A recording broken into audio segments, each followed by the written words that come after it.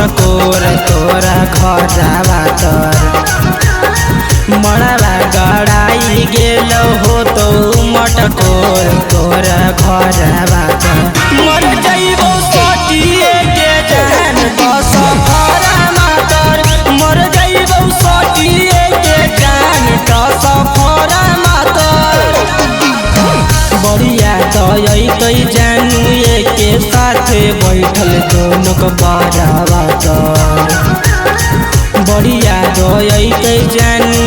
के साथ बैठल दोनों को बरावा तर मर जइबो सटिए के जान दस फरमा तर मर जइबो सटिए के जान दस फरमा तर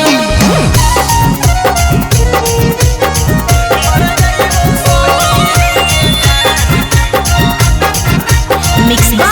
Neeraj Bhai.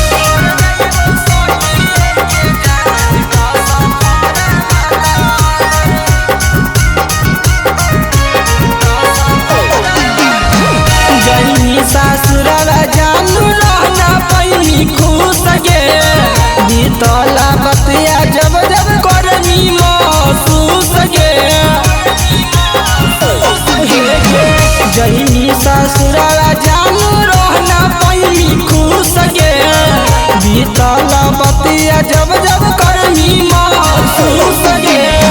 कैसे के रहतौ जानू गाँव के लभरवा अपन घरवा पर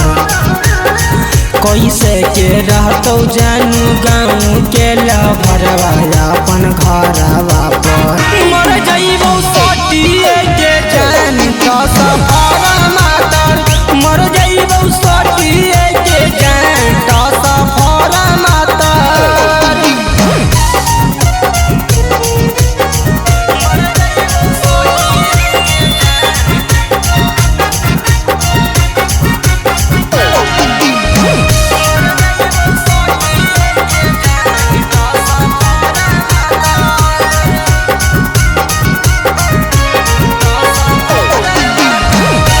घुट के रोबौ जाबौ देखबौ नहीं के हरवा